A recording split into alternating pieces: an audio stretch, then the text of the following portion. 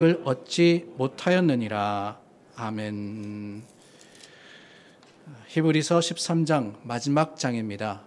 어쩌면은 히브리 기자가 결론적으로 우리 이 성도들에게 또한 하나님의 백성들에게 전하고자 하는 말씀을 요약한 그런 부분이 아닌가 하는 생각이 듭니다. 우리가 히브리서를 나누면서 이 히브리서가 흩어진 히브리 그리스도인들에게 쓰여진 편지다라는 것을 배웠습니다. 어떤 성도들이냐? 다른 성도들이 아니라 여러 핍박과 어려움을 당하던 성도들입니다. 믿음으로 인해서 예수 그리스도를 구주로 고백하고 그 십자가를 짐으로써 오히려 세상에 환난을 당하고 여러 가지 어려움 가운데 있었던 그 성도들에게 쓰여진 편지가 바로 히브리서입니다. 그래서 히브리서의 내용을 보면은 가장 중심적인 내용이 다름이 아니라 예수 그리스도는 주시라 하는 바로 그것입니다. 세상 속에서 환난을 당하지만은, 세상 속에서는 어려움을 당하지만은 여전히 예수님은 구세주로 이 땅에 오셨고 그 메시아 예수님을 통해서만 우리는 구원을 받을 수 있습니다 라고 권면했던 것이 히브리 기자의 가르침이었습니다. 그것이 어떻게 가능합니까? 다름이 아니라 믿음으로 가능한 거예요. 믿음으로. 예수님을 믿음으로써, 하나님의 약속을 믿음으로써 구원에 이를 수 있고 또한 그 십자가의 놀라운 능력을 경험하게 되는 겁니다. 문제는 뭐냐? 그렇게 11장에 믿음에 관해서 말씀하시는데 저희가 12장 말씀을 배웠습니다. 12장 말씀을 나누었는데 그 12장에서는 여전히 시험 당할 것을 말씀하고 계십니다. 우리가 믿었다고 모든 것이 해결되는 것이 아니라는 거예요. 오히려 믿음으로써 더 큰 핍박을 당할 수도 있고 더 큰 어려움을 겪을 수도 있습니다. 아니 심지어는 순교당할 수도 있는 그런 상황이었습니다. 그 모든 핍박과 그 모든 아픔과 시험을 어떻게 할 거냐? 우리가 배웠죠. 그 시험은 그저 우리로 넘어지게 하려고 하는 것이 아니라 하나님께서 연단하시고 그 연단을 통해서 오히려 더 정금과도 같이 하나님의 사람으로서 부끄러움이 없이 설 수 있도록 주시는 기회라고 말입니다. 그 기회를 따라서 우리는 오늘을 살아가야 하는 겁니다. 주님의 주시는 시련을 통해서 오히려 십자가를 더욱더 바라보는 성도들이 어떻게 살 것이냐? 믿음으로 살아야 되는데 그 믿음으로 사는 것이 도대체 뭐냐? 이것을 바로 13장은 말씀하고 계시는 거예요. 오늘 저희가 나누는 13장의 말씀, 기독교인의 삶을 한마디로 표현하고 있습니다. 저는 1절 말씀이 굉장히 중요하다고 생각을 합니다. 13장 1절에 보니까 형제 사랑하기를 계속하고 그랬습니다. 형제 사랑하기를 계속하고. 어떻게 보면 너무나도 진부적인 이야기가 아닌가 하는 생각이 들어요. 교회만 오면 사랑해라, 사랑하자 그러는데 또 히브리서 기자가 형제 사랑하기를 멈추지 마라, 계속해라 라고 하니까 당연한 거 아닌가 라는 생각을 할 수 있습니다. 그러나 여러분, 이 사랑하고 라는 그 말이 얼마나 중요한지, 믿음의 공동체에서 얼마나 큰 힘이 되고 위로가 되고 또한 승리의 능력이 되는지 우리는 다시 한번 생각해 보지 않을 수가 없습니다. 형제 사랑하기를 계속하고, 간단한 한마디입니다. 그런데 히브리서만 아니라 성경의 여러 다른 것을 보더라도 이 서로 사랑하라 하는 말씀이 많이 나오지 않습니까? 사도 바울이 이 말씀을 조금 더 구체적으로 설명을 한 것이 로마서 12장에 나옵니다. 로마서 12장 10절 말씀에 보면은 형제를 사랑하여 서로 우애하고 존경하기를 서로 먼저 해라 라고 권면을 하십니다. 형제 사랑이라 그랬는데요. 이 형제 사랑이라는 단어가 사실 우리가 굉장히 잘 알고 있는 단어입니다. 사랑이라는 단어, 필로스라는 단어와 아델포스라는 형제라는 단어가 합쳐진 구절인데 이 두 구절이 합쳐져 가지고 유명한 도시의 이름이 되었습니다. 이 근처에 있는 도시가 하나 있죠. 필라델피아. 필라델피아가 City of Brotherly Love라 그러죠. 형제 사랑이 있는 그런 도시다. 그래서 필라델피아예요. 필리아와 그리고 아델포스라는 그 두 단어가 합쳐진 필라델피아. 그 필라델피아를 계속해서 하라는 거예요. 누구를 사랑하라 그랬습니까? 형제를 사랑하라 그랬어요. 여기서 말씀하시는 형제라는 것은 단순한 성도 간의 관계를 뛰어넘는 영적인 가족을 의미하는 겁니다. 우리가 흔히 교회에서 사랑 그럴 때 어쩌면 우리는 우정에 대해서 많이 생각하지 않나 하는 생각을 합니다. 같은 교회 교인이니까 우리가 오랫동안 사귀어 왔으니까 그 집에 대해서 내가 잘 알고 우리 집에 대해서 잘 알기 때문에 우리가 정으로서 또한 흔히 말하는 사랑으로서 하나된 교회다라고 하는데, 성경이 말씀하시는 사랑이라는 것은, 특히 형제 사랑이라는 것은 그저 우리가 정으로 맺어져 있다, 이것을 뛰어넘습니다. 성경이 말씀하시는 형제 사랑이라는 것은 육체적인 아니면은 어떤 관계적인 만남이 아니라 영적인 하나됨을 의미하는 거예요. 영적인 의미로. 하나님을 사랑하고 그랬을 때 우리가 그냥 하나님 사랑합니다 에서 그치는 것이 아니라 하나님과 하나 되어서 하나님이 우리 가운데 계시고 우리가 또한 하나님의 말씀과 그 놀라운 은혜 가운데 있다라는 것을 의미하듯이 형제 사랑이라는 것도 마찬가지라는 거예요. 내가 어떠한 그저 아는 관계, 또한 만남의 관계, 그게 다가 아니라 정말 그 안에서 영적으로 형제가 되고 자매가 되고 부모가 되고 또한 자녀의 관계처럼 그러한 관계로 이어질 때, 그러한 사랑으로서 하나 될 때 교회는 오늘 13장 1절 말씀을 온전하게 이루게 되는 겁니다. 형제 사랑하기를 계속하고 그랬죠. 사랑해라. 서로 사랑하라는 말씀은 예수님의 명령입니다. 예수님께서 새 계명을 주시지 않으셨습니까? 새 계명을 너에게 주노니 서로 사랑하라 그러셨어요. 서로 사랑하라.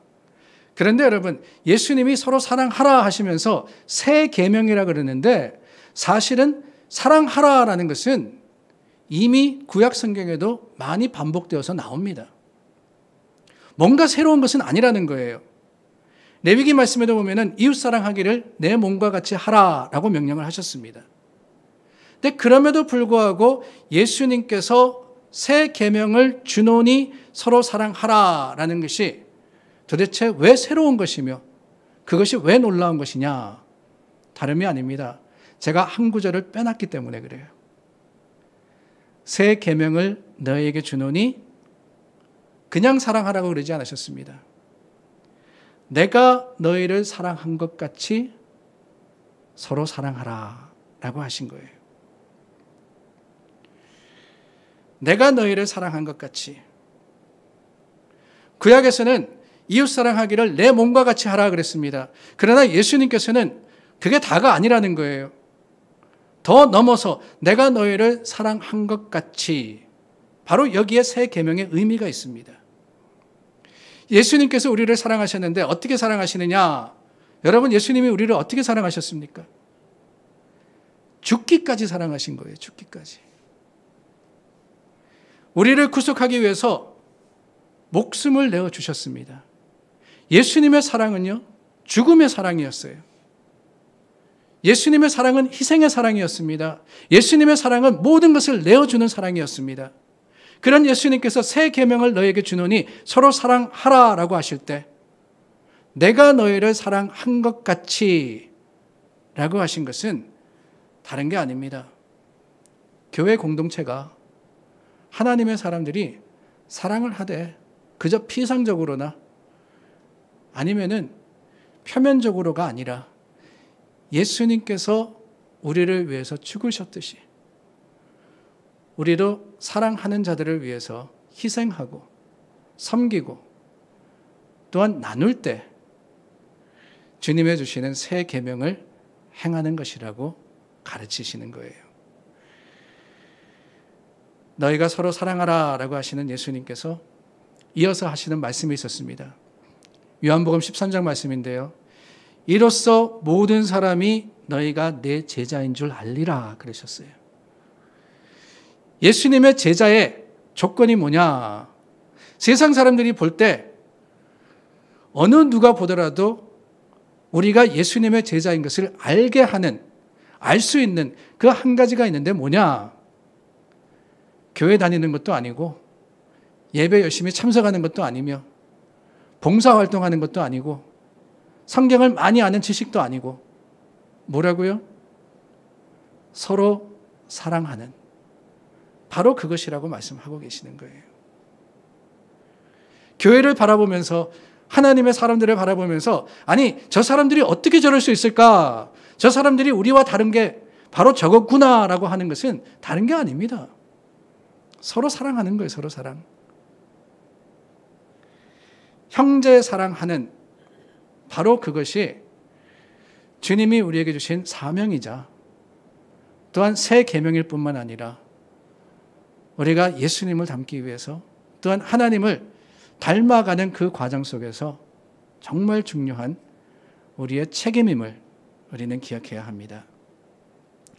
베드로후서 1장 4절 말씀에 보면 이런 말씀이 있습니다.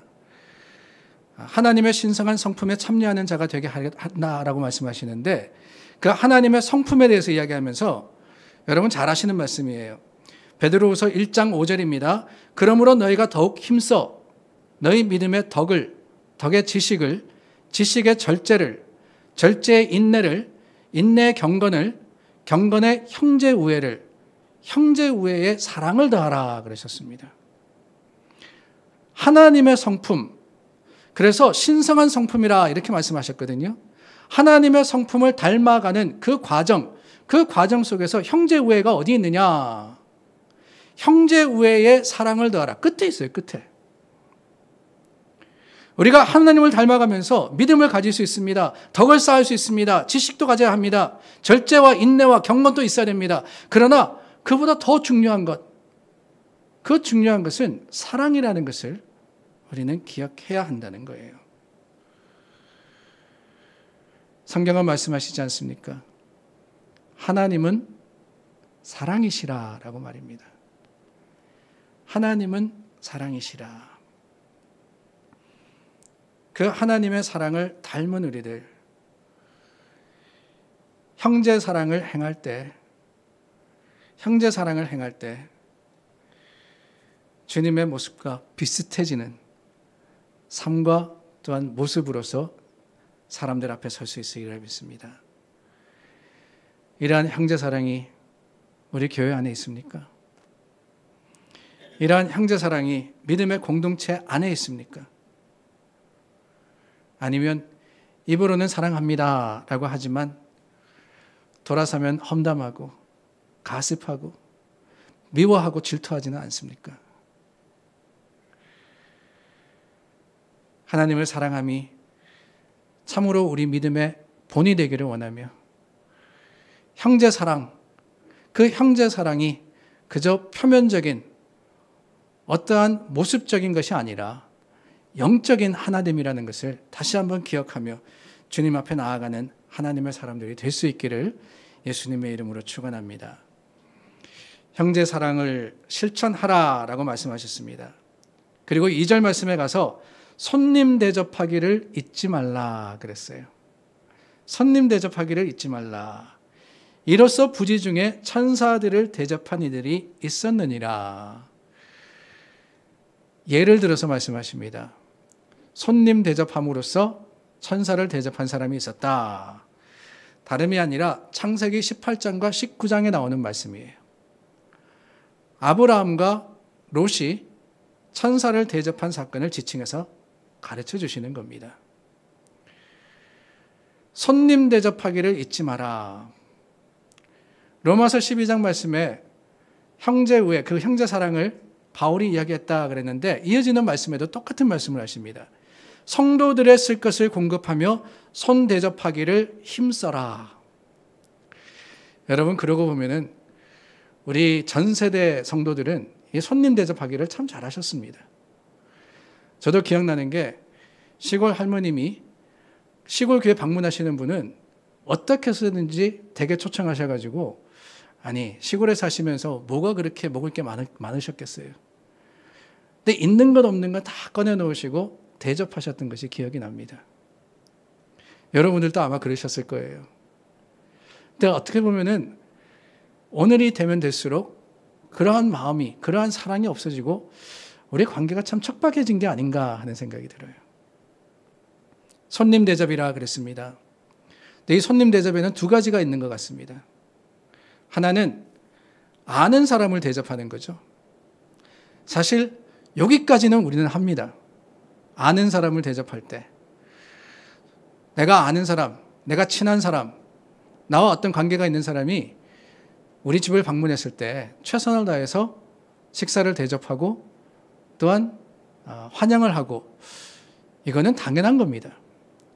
그런데 여러분, 이 히브리서 13장에 말씀하시는 손님 대접하기를 잊지 마라 라고 하시고 그 뒤에 이어서 나오는 부지 중에라는 말씀을 우리가 연결해서 생각할 때 여기서 말씀하시는 손님 대접이라는 것은 내가 아는 사람, 내가 친한 사람이 아니라 어쩌면은 생면부지, 전혀 모르는 사람에게도 우리는 환영의 마음을 내보여야 된다라고 하시는 것이 아닌가, 익스텐드 해야 된다라는 것이 아닌가 하는 생각이 듭니다. 나눔에 최선을 다하는 것, 그것은 어떠한 조건을 가지고 하는 게 아니라는 거예요. 손님 대접하는 것, 내게 어떤 유익이 있을까? 이 사람과의 관계가 어떻게 될까? 그것을 따지기 전에 최선을 다해서 내가 할 수 있는 것을 통해서 하나님의 사랑을 증거하고 드러내며 나누는 것. 이게 바로 손 대접이 아니겠습니까? 어느 분이 그러시더군요.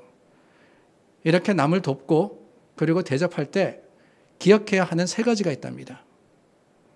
그 첫째는 어려울 때 바로 그때 도와주라고 하는 겁니다. 내게 저 사람을 대접하고 싶은 마음이 들 때 그 순간에 해야지, 내가 다음에 해야지라고 생각하면은 기회를 놓치기 마련이라고 합니다. 우리는 손대접, 이 손대접이라는 것이 그저 밥 한 상 차려준다 이게 아니라 여러 사람들, 특별히 어려운 사람들을 도와주고 또한 환영하고 내가 감싸 안는 것을 의미한다면은 도움이 필요한 사람들, 그 사람들이 가장 힘들 때, 가장 필요할 때 내가 나서서 그 도움을 주는 것, 이게 바로 부지 중에 손님 대접하는 것이 아닌가 하는 생각이 들어요. 그리고 이렇게 돕고 대접할 때 두 번째는 마음만이 아니라 실제적으로 도우라라고 하십니다. 우리가 저 사람 내가 대접해야지, 또 저 사람 도와야지 하는 마음은 다 가질 수 있습니다. 아니 정말 마음이 척박하지 않은 사람이라면은 누구든지 어려운 사람을 보면은 긍휼의 마음은 생겨요. 그러나 마음으로 다 하는 것이 아니라 더 나아가서 실제적으로 도움을 줄 수 있을 때, 실제적으로 내가 집을 열고 초청하고 그리고 대접할 때 거기에 하나님의 축복이 있는 거예요. 그래서 손님 대접이라는 것은 돈을 써야 된다라고 하기도 합니다. 그래서 마음으로만 하는 게 아니라 실제적으로 해야 되는 것. 그게 진정한 사랑의 나눔이라는 거죠. 그리고 마지막으로 손 대접하고 도울 때 우리가 기억해야 하는 것이 있는데 그것은 다름이 아니라 겸손해야 한다는 거예요. 내가 누군가를 대접하고 내가 누군가를 도울 때 사실은 잘못하면은 자존심을 건드릴 수도 있고 잘못하면은 오히려 그것으로 인해서 관계가 어그러질 수도 있습니다. 하나님이 기뻐하시는 나눔이라는 것은 사실은 우리가 겸손함으로써, 우리가 낮아짐으로써 상대방을 높이는 데서 온전하게 보여지고 드러나는 것이라는 것을 기억해야 하는 거예요. 성경이 그러지 않습니까? 예수님도 오른손이 한 것을 왼손이 모르게 하라 그랬어요. 내가 대접합니다. 내가 베풉니다. 자랑하는 것이 아니라 하나님이 아시기 때문에 그 주님의 이름으로서 내가 이웃을 돕고 이웃을 대접하고 환영하고 섬기게 된다면은 그것에 바로 예수 그리스도의 향기가 드러날 뿐만 아니라 하나님이 기뻐하시는 충만한 사랑의 능력이 또한 사랑의 열매가 맺혀지는 것을 우리는 기억해야 합니다. 베드로전서 4장 말씀에 보면은요, 만물의 마지막이 가까이 왔다고 정신을 차리고 근신하여서 기도하라 그럽니다. 근데 그게 다가 아닙니다. 마지막 때가 가까이 왔을 때, 그렇습니다. 우리는 더욱더 모임에 힘쓰고 더욱더 하나님을 예배하고 찬양하고 기도해야 됩니다. 그런데 여러분, 만물의 마지막 그때 기도하라고 하신 이 말씀 속에 베드로는 한 걸음 더 나아가서 뭐라고 하시느냐? 무엇보다도 열심으로 서로 사랑할지니 사랑은 허다한 죄를 덮느니라. 서로 대접하기를 원망 없이 하고 각각 은사를 받은 대로 하나님의 각양 은혜를 맡은 선한 청지기 같이 서로 봉사하라 그랬습니다. 마지막이기 때문에 더욱더 우리가 서로 사랑하고 서로 섬기고 나누어야 하는 거예요. 실제적인 사랑을 해야 된다라고 말씀을 하시는 겁니다. 그 실제적인 사랑이 어디에 보여지느냐? 3절 말씀에 가니까 너희도 함께 갇힌 것 같이 갇힌 자를 생각하고 너희도 몸을 가졌은 즉 학대받는 자를 생각하라 그랬어요. 말씀드렸듯이 히브리서가 대상으로 하고 있는 그 당시의 그리스도인은 핍박받는 공동체였습니다. 믿음으로 인해서 여러 가지 어려움을 겪고 있었습니다. 물론 그 중에는 더 심한 아픔을 겪고 있는 사람도 있었고 더 심한 핍박을 겪고 있는 사람들도 있었을 겁니다. 그런 사람들을 바라보면서 교회가 어떻게 해야 될 거냐? 하나님의 백성들이 그 공동체의 일원들이 어떻게 해야 될 거냐? 다른 게 아니에요. 서로가 겪고 있는 일을 내 일처럼 내가 겪고 있는 아픔인 양, 내가 겪고 있는 어려움인 양 그것을 이해하고 온갖 고통 가운데 있는 사람들을 생각할 뿐만 아니라 더불어서 공동체의 책임을 다 해야 한다라고 말씀을 하시는 겁니다. 계속 강조해서 드리는 말씀이 바로 그거예요. 사랑이라는 것은 그저 말도 아니고 마음도 아닙니다. 사랑이라는 것은 행동입니다. 사랑이라는 것은 구체적이며 실천적인 것이라는 거예요. 내게 아무리 애타는 마음이 있어도, 내게 아무리 안타까움이 있어도, 내게 아무리 연민이 있어도 그 마음이 행해지지 않으면은 하나님이 우리에게 주신 사랑은 그저 우리 가운데 머물러만 있지 주님의 주시는 능력으로서 또한 교회의 모습으로서 드러나지 못하게 되는 겁니다. 마태복음 25장에 보면 예수님께서 아주 무서운 말씀을 하시죠. 양과 염소의 비유에서 형제들 가운데 한 사람이 줄일 때 먹을 것을 주고 목마를 때 마시게 하고 나그네 되었을 때 영접하고 벗었을 때 입히고 병들었을 때 돌보고 옥에 갇혔을 때 방문하는 것, 그게 바로 뭐라고 하셨습니까? 주님께 한 거다라고 말씀하시지 않습니까? 주님께 한 거다. 우리가 사랑을 실천해야 하는 이유는 바로 그겁니다. 그저 내가 알고 있는 사람이 아니라는 거예요. 내 옆에 어려움을 겪고 있는 그 형제, 그 자매는 다르게 이야기하면 예수님입니다. 예수님.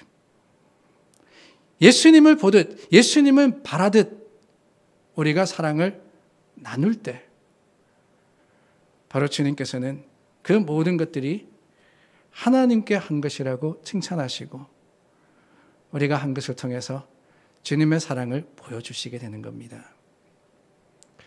사랑이라는 것이 계속해서 이어져서 4절 말씀에 가정에 대해서 나오죠.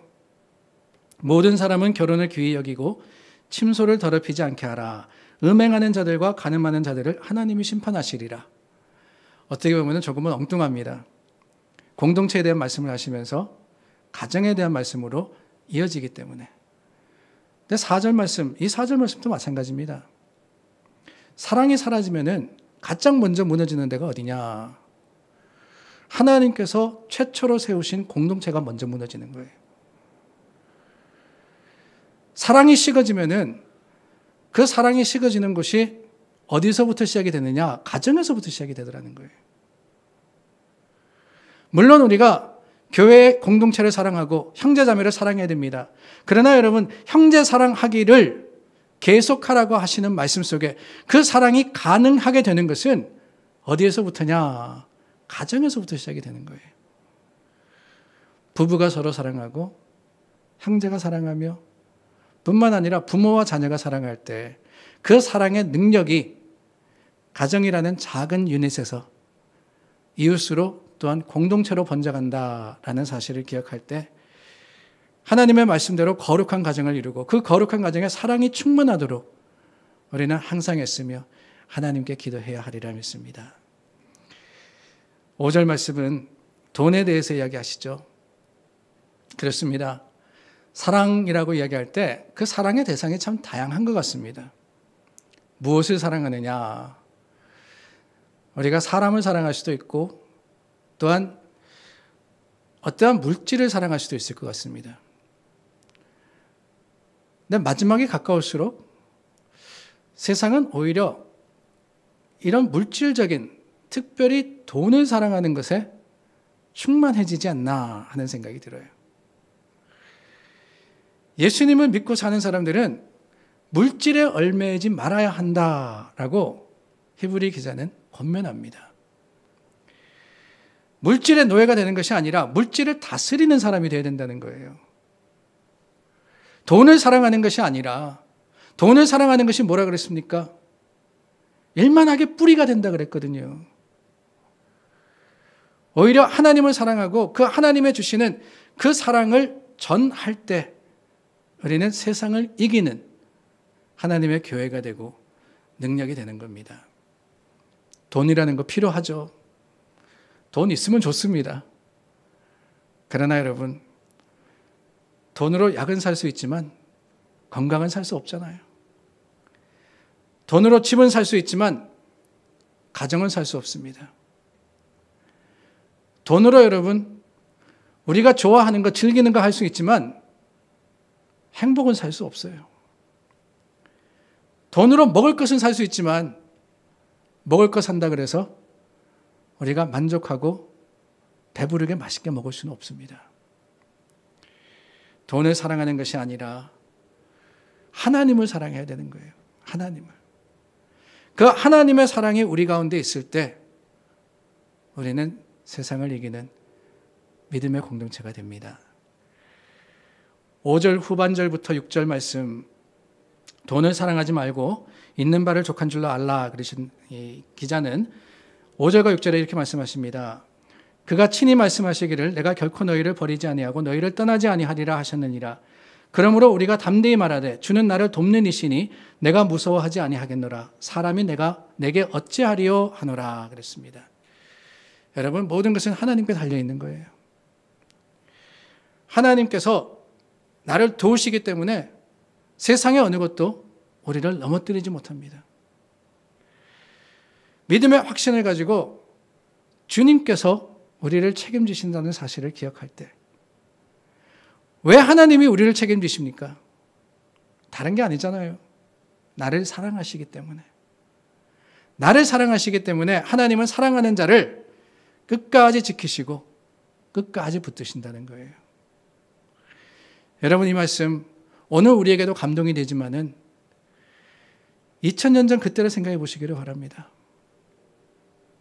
세상 속에 여러 가지 어려움을 당하고 있던 사람, 아니 오늘 그 믿음 때문에 죽을지 살지 모르는 사람들에게 히브리 기자가 주시는 이 말씀, 주는 나를 돕는 이시라. 이 말씀이 얼마나 큰 위로가 되었겠어요. 여러분 믿으십니까?